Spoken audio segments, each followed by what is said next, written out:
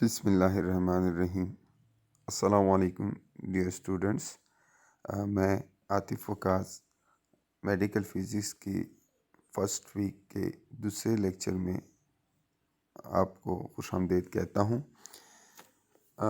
पिछली क्लास में हमने बात की थी कि through out the mid term हम आयोनाइजेशन रेडिएशन की मैटर के साथ इंटरेक्शंस को अंडरस्टैंड करने की कोशिश करेंगे। आयोनाइजिंग रेडिएशंस हमने बात की थी कि 5 मुख्तलिफ तरह की हम इस कोर्स में डिस्कस करेंगे। इसमें है alpha, beta, gamma, X rays और न्यूट्रॉन्स। तो सलेबस के हिसाब से अगर चलें तो सबसे पहले बीटा पार्टिकल्स हैं। तो आज की क्लास में हम इंशाल्लाह बीटा पार्टिकल्स की रेंज एनर्जी रिलेशनशिप और mechanism of energy loss of beta raise वो इंशाल्लाह डिस्कस करेंगे। Before discussing the range energy relationship of beta particles, let us understand the following. The nature of beta particles, the emission process of beta particles, and the energy spectrum of beta particles. क्योंकि आप तभी बेहतर तरीके से ये जान सकते हैं कि किस तरह बीटा पार्टिकल्स मैटर के साथ इंटरेक्ट करती हैं कि जब आप बीटा पार्टिकल्स को मुकम्मल तौर पे जानते हो।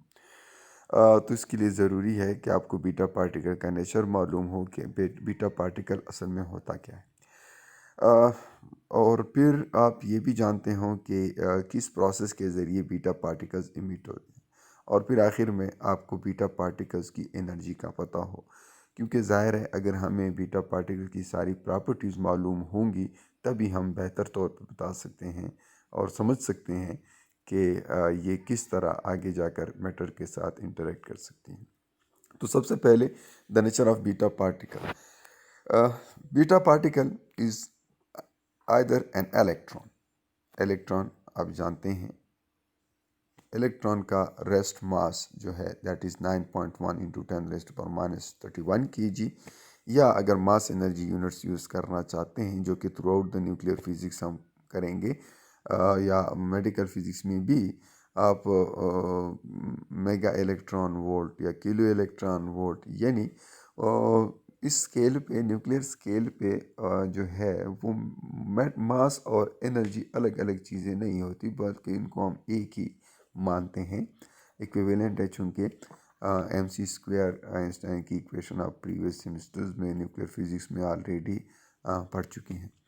तो इलेक्ट्रॉन का रेस्ट मास अगर मास एनर्जी यूनिट्स में देखा जाए तो वो 0.511 मेगा इलेक्ट्रॉन वोल्ट्स या 511 किलो इलेक्ट्रॉन वोल्ट्स, और इसका चार्ज आप जानते हैं -1.6 इंटू 10⁻19 कूलम एलिमेंट्री चार्ज, लेकिन इस पे इलेक्ट्रॉन पे नेगेटिव चार्ज होता है। और या फिर बीटा पार्टिकल पॉजिट्रॉन भी हो सकता है, सेम इन मास, जैसा कि इलेक्ट्रॉन का मास है, पॉजिट्रॉन का भी वही मास होता है 9.1 इंटू 10⁻31 kg, लेकिन उसका चार्ज पॉजिटिव होता है 1.6 इंटू 10⁻19 कूलम। मैग्नीट्यूड वही रहता है लेकिन साइन अपोजिट होता है। तो अगर आप देखें, इलेक्ट्रॉन और पॉजिट्रॉन का मास एक जैसा होता है और पॉजिट्रॉन और प्रोटॉन का चार्ज एक जैसा होता है। तो ये इसका नेचर है, ये या इलेक्ट्रॉन होगा या पॉजिट्रॉन होगा। याद रहे कि जब न्यूक्लियस से ये इस तरह का इलेक्ट्रॉन है जो न्यूक्लियस से इमिट होता है। ये इसके मुतालिक इंटरेस्टिंग चीज़ है कि इलेक्ट्रॉन तो एक्स्ट्रा न्यूक्लियर रीजन में होते हैं, तो फिर ये न्यूक्लियस से कैसे इमिट होता है ये आप ऑलरेडी इसका न्यूक्लियर फिज़िक्स में पढ़ भी चुके होंगे और आगे भी थोड़ा हम इसको डिस्कस करते हैं। लेकिन once it is emitted from the nucleus, then you cannot distinguish whether it is an electron from a nucleus or an electron from extra nuclear region। फिर आप इसमें फ़र्क नहीं कर सकते कि ये किस तरह, ये सेम टू सेम वही इलेक्ट्रॉन होता है। हाँ, एनर्जीज में फ़र्क होता है। तो बीटा पार्टिकल के बारे में आप जान गए। अब हम जानते हैं कि ये इमिट कैसे होता है, किस तरह बीटा पार्टिकल हमें मिलता है। तो beta particle is emitted from an unstable nucleus in two veg.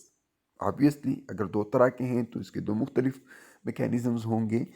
तो या तो अगर तो ये इलेक्ट्रॉन है, यानी बीटा नेगेटिव बीटा की आप बात कर रहे हैं, तो ये इमिट होता है न्यूक्लियस से जब कोई न्यूट्रॉन न्यूक्लियस के अंदर, किसी अनस्टेबल न्यूक्लियस के अंदर से जब कोई इलेक्ट्रॉन निकलता है, तो इसका मतलब ये कि वहाँ का कोई न्यूट्रॉन प्रोटॉन में डिके हो गया। तो न्यूट्रॉन, अनस्टेबल न्यूक्लियस का न्यूट्रॉन डिके होकर प्रोटॉन बन जाता है और वो बीटा इमिट कर लेता है। इस मैकेनिज़्म को आप ज़्यादा बेहतर समझ सकते हैं अगर आप जो है फेनमैन डायग्राम के ज़रिए देखें। लेकिन चूंकि ये हमारे कोर्स का ये न्यूक्लियर फिज़िक्स की फिर बात हो जाती है, आप ज़रा इसको न्यूक्लियर फिज़िक्स में ज़रा दोबारा रिवाइज़ करें इसकी तफसील। लेकिन मैं यहाँ पर थोड़ा सरसरी आपको बता दूँ कि ये जब कोई न्यूट्रॉन जो है प्रोटॉन में डिके होता है तो इससे हमें इलेक्ट्रॉन मिलता है, यानी बीटा नेगेटिव मिलता है। और इसका जो इसकी इक्वेशन जो है, यानी न्यूट्रॉन नीचे मैंने दी है, neutron decays into proton 1h1, that is symbol for proton, and साथ में बीटा नेगेटिव निकलता है, दैट इज़ एन इलेक्ट्रॉन, और plus emission of beta is accompanied by electron anti neutrino। ये एंटी न्यूट्रिनो भी साथ में इसके इमिट होता है, एंड दैट इज़ बिकॉज ये एंटी न्यूट्रिनो है। और ये अगर तो इलेक्ट्रॉन निकलता है तो इसके साथ एंटी न्यूट्रिनो निकलेगा। और ये अगर हम आप लोग जानते हो न्यूक्लियर इक्वेशंस में आपने कंजर्वेशन लॉज को अप्लाई करना होता है। तो अगर आप लेफ्ट हैंड साइड पे देखें, यहाँ पर एक हेड्रॉन नंबर है तो यहाँ भी एक हेड्रॉन है। हेड्रॉन यानी या प्रोटॉन या न्यूट्रॉन, ये हेड्रॉन्स हैं। तो लेफ़्ट पे भी एक है, राइट पे भी एक है, ये तो चलो कंजर्व हो गए। फिर दूसरी बात ये है कि चार्ज की आप बात करें, लेफ़्ट पे भी लेफ़्ट पे चार्ज ज़ीरो है तो राइट पे चार्ज भी ज़ीरो होना चाहिए। तो यहाँ भी 1 है, यहाँ पे -1 है, तो चार्ज नंबर भी कंजर्व्ड है। लेकिन कुछ चीज़ें और भी होती हैं, स्पिन को भी देखना पड़ता है और स्पिन कंजर्वेशन। तो यहाँ पर हम न्यूट्रिनो यूज़ करते हैं। लेप्टॉन नंबर को भी कंजर्व रखना पड़ता है। तो आप जानते हैं कि इलेक्ट्रॉन लेप्टॉन है, लेफ़्ट हैंड साइड पर कोई लेप्टॉन नहीं है, लेकिन राइट हैंड साइड पर आपके पास जो है इलेक्ट्रॉन आ गया जो कि एक लेप्टॉन है। इसलिए आपको एक एंटी लेप्टॉन भी चाहिए ताकि राइट साइड पे भी लेप्टॉन की तादाद ज़ीरो हो जाए। तो मैं इसलिए यहाँ पर न्यूट्रिनो नहीं लगाता बल्कि एंटी न्यूट्रिनो लगाता हूँ। न्यूट्रिनो एक लेप्टॉन है, स्टैंडर्ड मॉडल में आप जानते होंगे।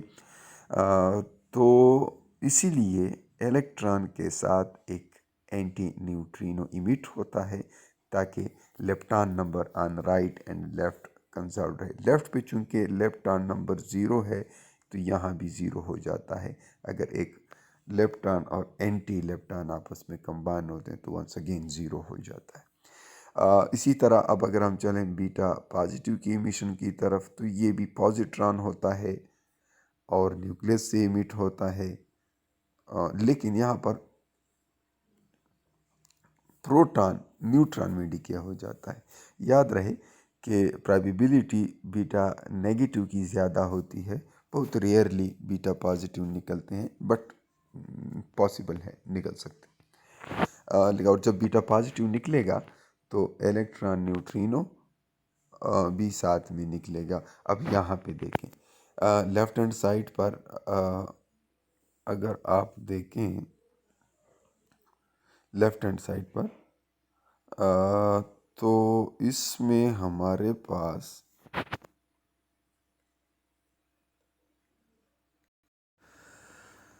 अच्छा, तो हम बात करते हैं कि एनर्जी स्पेक्ट्रम बीटा पार्टिकल का कंटिन्यूस क्यों होता है। देखिए जैसे कि हमने बात की कि बीटा पार्टिकल्स की एमिशन में बीटा पार्टिकल्स के साथ न्यूट्रिनो या एंटी न्यूट्रिनो साथ में इमिट होता है। तो इधर आप देखें कि इस रिएक्शन की जो एनर्जी होती है, तो ये इन दोनों में डिवाइड हो जाती है। यानी इसका कुछ हिस्सा इलेक्ट्रॉन लेगा, कुछ हिस्सा न्यूट्रिनो लेगा।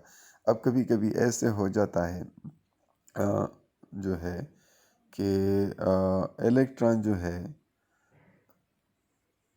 the energy spectrum of beta particles continues in neutrino and antineutrino is emitted along with positron and electron respectively. जब जो टोटल एनर्जी इस रिएक्शन में प्रोड्यूस हो जाती है उसका वो दो में डिवाइड हो जाती है, बीटा पार्टिकल में और एंटी न्यूट्रिनो में।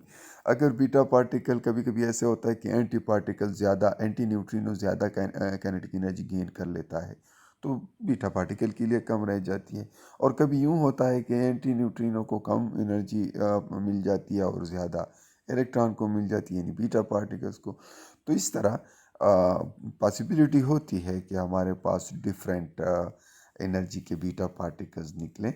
तो मेन रीज़न ये है, कंटिन्यूस स्पेक्ट्रम इसलिए होता है कि बीटा पार्टिकल के साथ साथ न्यूट्रिनो भी इमिट होता है या anti neutrino, depending upon the charge of beta particle.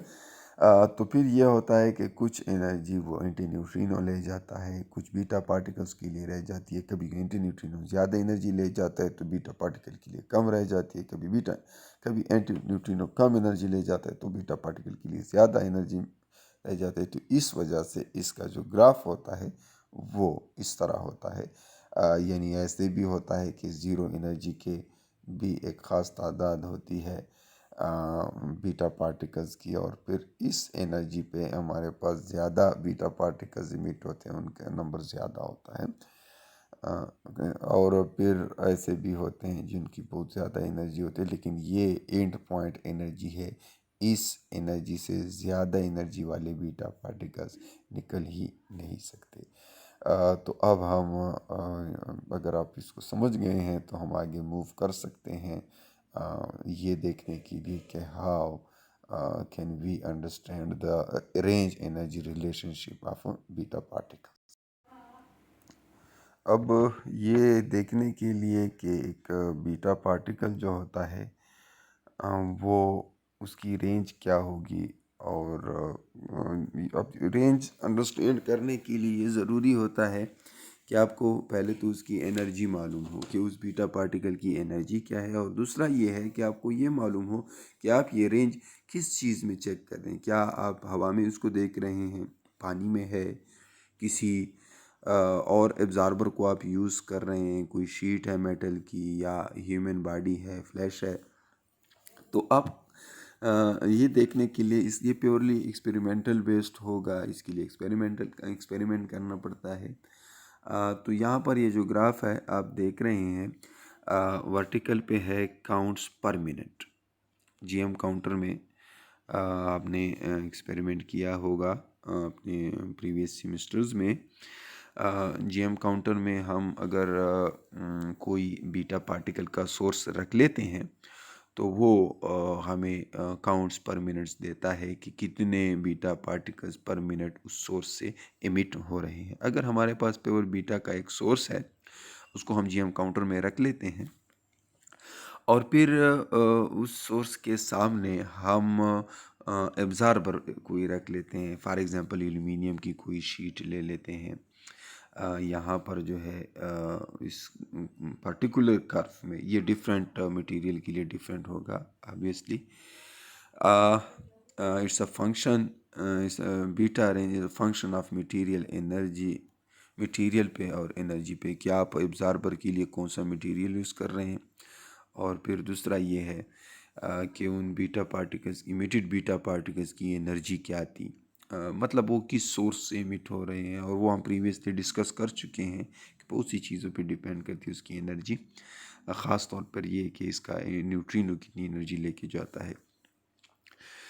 तो ये एक पर्टिकुलर ग्राफ है। ग्राफ से हम रेंज एनर्जी के रिलेशनशिप अंडरस्टैंड करते हैं। देखिए वर्टिकल जो है ये काउंट्स पर मिनट है, और अगर आप देखें राइट हैंड साइड पे तो ये एब्ज़ार्बर की थिकनेस है। अगर एब्ज़ार्बर की हमने कोई एब्ज़ार्बर नहीं रखा हुआ, यानी बिल्कुल स्टार्ट में, तो ये हमारे पास ज़ीरो एब्ज़ार्बर पे देखें काउंट्स बहुत ज़्यादा आ रहे हैं, आलमोस्ट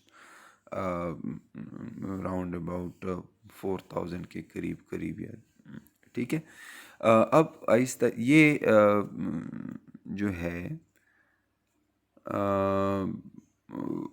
जूं जूं आप अब थिकनेस बढ़ाते जा रहे हैं, देखिए आप थिकनेस मिलीग्राम पर सेंटीमीटर स्क्वायर इसकी डेंसिटी है, थिकनेस की डेंसिटी। तो जितना डेंसर आप मटेरियल यूज़ करेंगे उतनी वो काउंट्स कम होते जाते हैं, देखिए ये कम हो रहे हैं। ये कोई लीनियर रिलेशनशिप नहीं होगी, और न ही ये जो है फर्स्ट आर्डर जो है एक्सपोनेंशियल रिलेशन है। ये कोई कर्व है जो आपको ऑब्टेन हो जाएगा डिफरेंट एक्सपेरिमेंट में, डिफरेंट मटेरियल के लिए। ये इसका स्लोप डिफरेंट हो सकता है, शेप तकरीबन तकरीबन इसी तरह ही रहेगा। तो किस तरह रेंज हम डिटरमाइन करते हैं, इसमें and point in absorption curve, absorption curve में जो एंड पॉइंट होता है, यानी जिसके बाद आप देखिए ना, आपने कोई फॉर एग्जांपल ये जीएम काउंटर है और इसमें आपने यहाँ पे सोर्स रखा हुआ है, और फिर इस सोर्स के सामने आप एक एल्यूमिनियम की शीट लगाएं, दूसरी एल्यूमिनियम की शीट लगाएं, तीसरी लगाएं, और बढ़ाते जाएं, और इधर आपको वो काउंट्स मिल रहे हैं कहीं पर। तो शीट्स की आप थिकनेस बढ़ाते जाते हैं, और एक पॉइंट आ जाएगा कि आपको यहाँ पर बिल्कुल रेडिएशंस नहीं मिलेंगी। थोड़ी बहुत देखिए यहाँ पर फिर भी मिल रही हैं, लेकिन ये बैकग्राउंड रेडिएशंस होंगी, क्योंकि ज़ाहिर है अगर तो आप न्यूक्लियर फिज़िक्स में इसको अच्छी तरह से समझ सके हैं तो आप ये जानते होंगे कि जीएम काउंटर को सबसे पहले बैकग्राउंड रेडिएशंस हम मालूम कर लेते हैं, ताकि हम हमारी कैलकुलेशन सही आए, क्योंकि सोर्स से निकलने वाली रेडिएशंस जो हैं वो उसके बाद स्टार्ट हो जाती हैं, यानी इसके बाद बैकग्राउंड रेडिएशंस जो हैं वो उसका कोई हल इस तरह हम नहीं निकाल सकते, हम बहुत भी कोशिश करें, लेकिन थोड़ी बहुत बैकग्राउंड रेडिएशंस होती हैं। तो हम सबसे पहले जीएम काउंटर को उसके लिए कैलिब्रेट करते हैं। तो ये जो डॉटेड लाइन है, इसके बाद से उस सोर्स की रेडिएशन स्टार्ट हो गई है, तो ये एंड पॉइंट होगा। यानी यहाँ इतनी थिकनेस पर, इस थिकनेस तक पहुँचने के बाद मज़ीद बीटा पार्टिकल्स हमें डिटेक्ट नहीं हो रहे। इसका मतलब ये है कि बीटा पार्टिकल्स, चाहे उनकी एनर्जी जो भी थी, इस थिकनेस से वो ज़्यादा रेंज उसका नहीं हो सकता। तो ये उसका रेंज होगा, ये उसका एंड लिमिट होगा। यानी इस थिकनेस से वो इस थिकनेस तक वो ट्रेवल कर सकती हैं, इतनी गहराई तक वो उस पर्टिकुलर मटेरियल में पेनेट्रेट कर सकते हैं। मज़ीद अगर मटेरियल चेंज करेंगे तो ये डिफरेंट हो सकता है, लेकिन उस पर्टिकुलर एल्यूमिनियम एब्ज़ार्बर के लिए और इस पर्टिकुलर बीआई सोर्स के लिए यही 400 जो है वो उसका रेंज होगा। यानी इतनी डेंसिटी वाला अगर मटेरियल आप एज ए शील्ड यूज़ करेंगे तो उससे बीटा पार्टिकल्स एमिट नहीं हो पाएंगे, पास नहीं हो पाएंगे। तो ये उसकी रेंज हो जाती है। And point absorption curve is the range, and rule of thumb क्या होगा, एब्जॉर्बर हाफ थिकनेस जो है उसको हम फाइंड करने के लिए जो है वो 1/8 of range of beta particles, ये एब्जॉर्बर की थिकनेस के लिए हम फार्मूला यूज़ करते हैं। फिर अगर आप देखें तो range energy curve for different in various, अब हम सब्सटेंसेस को अगर चेंज कर लें, यानी आप ये दूसरा ग्राफ जो है ये इस साइड पे हमने रेंज लिखा है सेंटीमीटर्स में, और राइट हैंड साइड पर उनकी एनर्जी वर्सेस रेंज अगर आप कर्व देखें रेंज एनर्जी कर्व। आप एयर में देखें, ये जो ऊपर वाली लाइन है ये एयर के लिए है। एयर में आप देख रहे हैं कि ये इसका रेंज सबसे ज़्यादा है, और मतलब इवन 0.1 एनर्जी का, कम से कम एनर्जी वाला वो 0.1 मेगा इलेक्ट्रॉन होता है। 0.1 एनर्जी वाला पार्टिकल भी एयर में 10 सेंटीमीटर तक ट्रेवल कर सकता है। अगर आप देखें तो ये यहाँ, तो 10 सेंटीमीटर तक जो है एयर में वो 0.1 मेगा इलेक्ट्रॉन वोल्ट का बी बीटा पार्टिकल जो है वो एयर में 10 सेंटीमीटर तक फिर भी जा सकता है। और फिर जो जो इसकी एनर्जी बढ़ती है, ये 1000 सेंटीमीटर और इवन मोर देन 5000 सेंटीमीटर के आसपास तक वो एयर में जा सकता है। तो इसलिए इसका जो है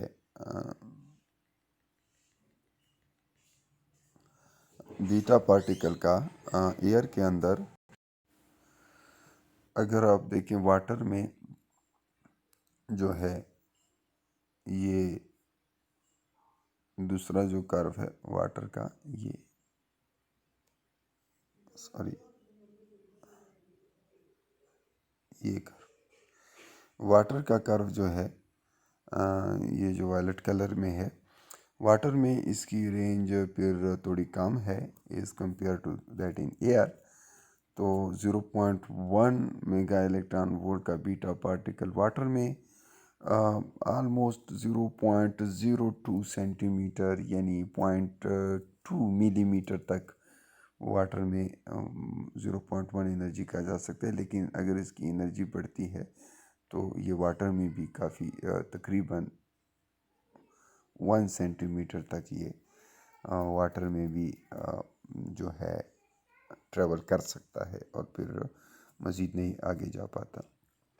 लेकिन इसके लिए उसकी एनर्जी 10 मेगा इलेक्ट्रॉन वोल्ट होनी चाहिए। तो 10 मेगा इलेक्ट्रॉन वोल्ट का जो बीटा पार्टिकल है वो वाटर में 1 जो है सेंटीमीटर तक ट्रेवल कर सकता है। एंड सिमिलरली अगर आप एल्यूमिनियम में देखें तो 0.1 मेगा इलेक्ट्रॉन वोल्ट का जो पार्टिकल है वो बिल्कुल मीठी नहीं हो, ये देखें यहाँ पर आपको कोई जो है काउंट्स नहीं मिल रहे, यानी इसकी एनर्जी अगर कम हो तो ये बीटा पार्टिकल, तो ये 0.01 सेंटीमीटर भी ट्रेवल नहीं कर सकता। लेकिन जो जो आप इसकी एनर्जी बढ़ाते हैं, आहिस्ता आहिस्ता आप इसकी एनर्जी बढ़ाते हैं बीटा पार्टिकल्स की, यानी ज़्यादा एनर्जी का, तो वो फिर ट्रेवल कर पाते हैं एल्यूमिनियम के अंदर से भी। तो ये तकरीबन ये 0.7 सेंटीमीटर या 0.8 सेंटीमीटर तक इसकी रेंज हो सकती है एल्यूमिनियम में, अगर तो इसकी एनर्जी 10 मेगा इलेक्ट्रॉन वोल्ट। तो रेंज एनर्जी ऑब्जर्वेशन अगर आप देखें, इसमें आपके पास required absorber thickness increase with increasing energy. Obviously अगर उनकी एनर्जी ज़्यादा है तो आप शील्ड करने के लिए, इससे बचने के लिए, इसको एब्ज़ॉर्ब करने के लिए, इसको न गुज़रने देने के लिए आपको जो थिकनेस चाहिए किसी मटेरियल की वो आपको ज़्यादा करनी पड़ती है। जो जो इसकी एनर्जी इस साइड पे बढ़ती है तो आपको थिकनेस भी ज़्यादा चाहिए होती है to stop them.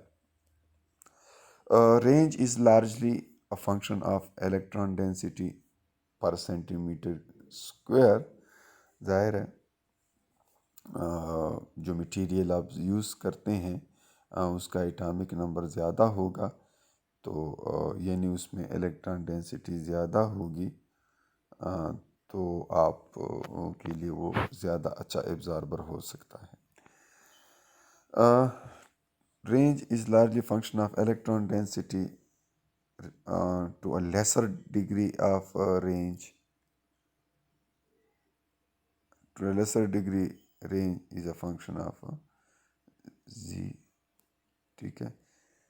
Electron density पे ज़्यादा डिपेंड करता है और इस पे भी करता है। Result has practical implication for shielding obviously, atomic number neglected.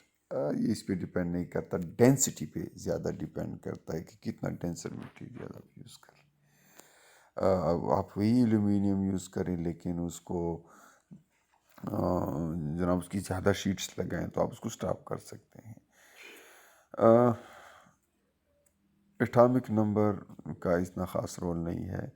Aerial density, अब अगर एयर डेंसर है तो ऑब्वियसली जितनी डेंसिटी ज़्यादा होगी, आप लोग ने पिछले कर्व में देखा कि डेंसिटी जितनी ज़्यादा होगी उतना वो एक अच्छा शील्ड होगा, यानी उतनी रेंज उसमें कम होगी।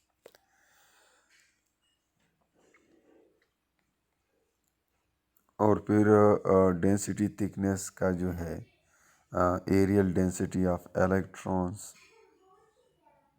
Proportional to product of absorber density and linear thickness. तो एयर में कितनी इलेक्ट्रॉन की डेंसिटी है और दूसरा ये है कि एब्जॉर्बर की क्या डेंसिटी है और उसकी लीनियर थिकनेस क्या है। सो इसका ये एम्पिरिकल फार्मूला ऑब्जर्वेशन की बेस पे बना है कि डेंसिटी थिकनेस की जो डेंसिटी होती है यानी ग्राम पर सेंटीमीटर स्क्वायर में, ये TD जो है दैट इज़ थिकनेस डेंसिटी। और रो जो है ज़ाहिर है अगर आप एयर यूज़ करते हैं और या कुछ तो उसकी है ये वॉल्यूम में होगी। और एब्ज़ॉर्बर की जो थिकनेस है वो सेंटीमीटर में है। तो थिकनेस डेंसिटी कैलकुलेट करने के लिए किसी मटेरियल की थिकनेस डेंसिटी को कैलकुलेट करने के लिए आप उसकी डेंसिटी को सॉरी आप उसकी डेंसिटी को जो है उसकी थिकनेस के साथ मल्टीप्लाई कर देते हैं तो आपके पास जो आ जाता है that is a density thickness. तो ये सिर्फ डेंसिटी पे डिपेंड नहीं करता, सिर्फ थिकनेस पे डिपेंड नहीं करता, बल्कि डेंसिटी थिकनेस पे डिपेंड करता है और वो इस तरीके से हम कैलकुलेट करते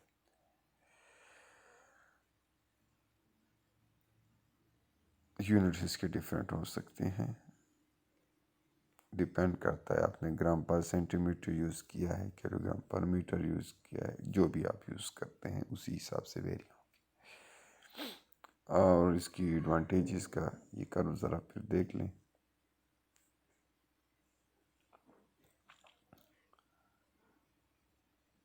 ये बीटा का रेंज एनर्जी कर्व्स हैं। ये लेफ़्ट वाला, राइट वाला, ये और नीचे जो है ये रेंज एनर्जी कर्व। ऊपर जो है energy versus sorry maximum range versus energy है और ये एनर्जी वर्सेस रेंज है। तो आप इस तरीके से ये कर्व ऑब्टेन कर लेते हैं और फिर उस डेटा में वैल्यूज पुट कर लेते हैं and you obtain the relationship. Further इसके कुछ एम्पिरिकल इक्वेशंस हैं, ये यहाँ भी हैं और आपकी बुक में भी मौजूद हैं। अगर तो आपको एनर्जी दी गई है और वो एनर्जी 0.01 से लेकर 2.5 मेगा इलेक्ट्रॉन वोल्ट तक है तो फिर आप रेंज का ये फार्मूला यूज़ करेंगे, ठीक है। और अगर जो एनर्जी आपको दी गई है वो ज़्यादा हो 2.5 मेगा इलेक्ट्रॉन वोल्ट से तो फिर आप रेंज के लिए ये फार्मूला यूज़ करेंगे। ये एम्पिरिकल फार्मूला है, इसके लिए कोई डिराइवेशंस नहीं है। ये डेटा को देखकर, उस कर्व को देखकर वहाँ से उठाए गए हैं, वहाँ से बनाए गए हैं। तो आपकी बुक में ये थोड़ा सा डिफरेंट भी हो सकता है, आप चेक कर लें। चैप्टर नंबर 5 में बीटा के लिए ये एम्पिरिकल फार्मूले मौजूद हैं और उस पर न्यूमेरिकल प्रॉब्लम भी हैं, एग्जांपल्स बुक में सॉल्व हैं, आप उनकी प्रैक्टिस करें, एग्ज़ाम में इनमें से कोई क्वेश्चन आ सकता है। और इसी तरह फिर अगर आप देखें कभी कभी रेंज गिवन होता है और आपसे एनर्जी मांगी होती है, तो अगर रेंज 1200 से कम हो तो फिर आप ये फार्मूला यूज़ करेंगे, natural log of e is equal to 6.63, और ये सारा जो फार्मूला है। और फिर अगर आप को जो जी रेंज आर जो है वो रेंज ये है, रेंज एम जी पर सेम स्क्वायर है, मिलीग्राम पर सेम स्क्वायर, और एनर्जी जो है ये मैक्सिमम बीटा रे एनर्जी है, ज़्यादा से ज़्यादा। ऑब्वियसली देखें, अगर आपने कोई शील्ड बनाना है तो आप सबसे ज़्यादा एनर्जी वाले बीटा पार्टिकल्स को अपने जहन में रखेंगे। तो ऑब्वियस अगर उससे कम एनर्जी वाले होंगे तो ऑटोमेटिकली उसमें स्टॉप हो जाएंगे। फिर नेक्स्ट जो है हमारा टॉपिक, दैट इज़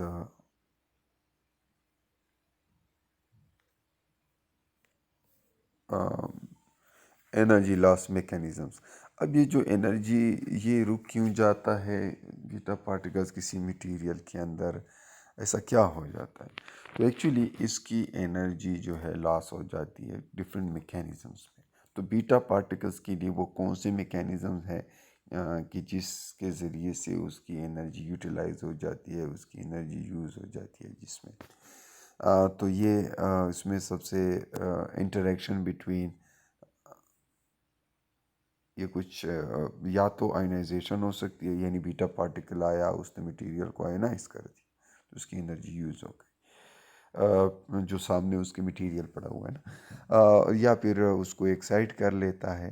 तो आयनाइजेशन एंड एक्साइटेशन ये दो मैकेनिज़म्स है जिसके ज़रिए से उसकी एनर्जी यूज़ हो सकती है। ठीक है, इसको फर्दर अगर देखें, interaction between electric field of beta and orbital electrons.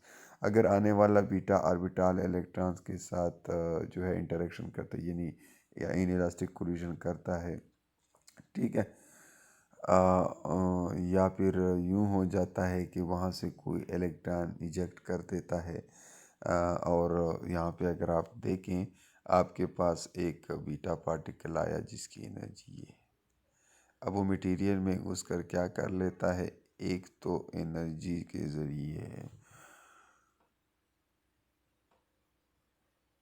Sorry sorry इसको मैं थोड़ा सा उसी नोटेशन में लिख लूँ जो इन लोगों ने यूज़ किया है।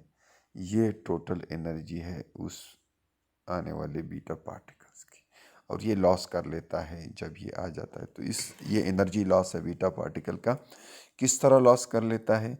कुछ तो आयनाइजेशन काज कर लेगा, वर्क फंक्शन भी जिसको हम कह सकते हैं, यानी उस मटेरियल के अंदर से या तो उसके वहाँ से कोई इलेक्ट्रॉन जो है इजेक्ट करने के लिए, आयोनाइजेशन करने के लिए ये एनर्जी यूज़ कर लेगा। जो एनर्जी बच जाएगी इस प्रोसेस से भी, कुछ एनर्जी अगर बच गई तो वो एनर्जी उन इजेक्टेड इलेक्ट्रॉन को काइनेटिक एनर्जी की फॉर्म में मिल जाएगी। तो यहाँ पर उसने इसको अगर आप रीअरेंज कर लें तो काइनेटिक एनर्जी जो है of the ejected electron is E total minus F, यानी ई के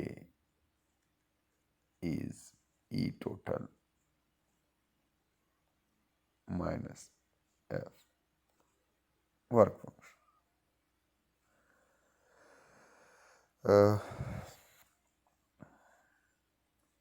जी, और इसके बाद फिर अगर आप देखें, ionization potential versus energy expended, average energy lost by a beta particle in the production of an ion pair। तो ये मुख्तलिफ़ चीज़ों की एक लिस्ट दी गई है। हाइड्रोजन में 13.6 इलेक्ट्रॉन वोल्ट, और ये आप जानते हैं आयनाइजेशन पोटेंशियल हाइड्रोजन की जो है वो 13.6 इलेक्ट्रॉन वोल्ट है। हीलियम के लिए ये 24.5 इलेक्ट्रॉन वोल्ट है। और वो कहाँ से आपको मालूम होगी, ये चूँकि आप लोग एटॉमिक फ़िज़िक्स में पढ़ चुके होंगे, एटॉमिक एंड मॉलिक्यूलर फिज़िक्स में, कि हाइड्रोजन के इलेक्ट्रॉन कितनी एनर्जी के साथ बाउंड होते हैं अपने पेरेंट न्यूक्लियस के साथ। तो ज़ाहिर है अगर बाहर से कोई बीटा पार्टिकल आकर यहाँ से इलेक्ट्रॉन इजेक्ट करेगा निकालेगा तो उसको जो एनर्जी चाहिए होगी वो कम से कम 13.6 इलेक्ट्रॉन वोल्ट होनी चाहिए हाइड्रोजन के केस में। अगर तो ये हीलियम है तो फिर उसके लिए ये डिफरेंट होगी। हीलियम के लिए ये होगी 24.5, ठीक है, 24.5। और फिर इस तरह डिफरेंट मटेरियल के लिए डिफरेंट होगी। तो ये टेबल ज़रा देखें। फिर एक और टर्म यूज़ होता है linear rate of energy loss by beta particle. इसको स्पेसिफिक आयोनाइजेशन भी कहते हैं। ये आयोनाइजेशन और एक्साइटेशन दोनों के लिए होता है। तो ये इसलिए कि इससे हम अंडरस्टैंड कर सकते हैं बायोलॉजिकल इम्पैक्ट्स, और उसके लिए हम डिटेक्टर डिज़ाइन करने के लिए और उसके रिस्पॉन्स के लिए हमें ये मालूम होना चाहिए। और फिर एक और चीज़ के number of ion pairs formed per unit distance travel, यानी ये पर सेंटीमीटर या पर मिलीमीटर कितने आयन पेयर्स बनाता है, कितने आयनाइजेशंस काज करता है, ये इम्पोर्टेंट चीज़। स्पेसिफिक आयनाइजेशन जो है ये number of ions pair created per specific distance travelled by the beta particle, ये। So D E by D X यानी energy lost per unit length divided by mean energy required. तो कितनी energy loss हो गई divided by एक ion pair के लिए कितनी एनर्जी चाहिए, यानी energy lost divided by required per ion pair. तो इसको हम स्पेसिफिक आयनाइजेशन कहते हैं, ठीक है। तो ये पर सेंटीमीटर लॉस है एनर्जी का, और नीचे किसी एक आयन पेयर को बनाने के लिए रिक्वायर्ड एनर्जी, इससे जो ऑब्टेन होगा उसको स्पेसिफिक आयनाइजेशन कहते हैं। तो लो बीटा एनर्जी के लिए अगर तो लो एनर्जी बीटा है तो इसके लिए इसका रिज़ल्ट ज़्यादा आएगा, और अगर उसकी एनर्जी ज़्यादा है तो इसके लिए स्पेसिफिक आयनाइजेशन की वैल्यू कम होगी। मेरा ख्याल है आज के लिए इतना ही काफ़ी है। नेक्स्ट क्लास में फिर हम इंशाल्लाह मज़ीद इसको डिस्कस करेंगे। Thank you very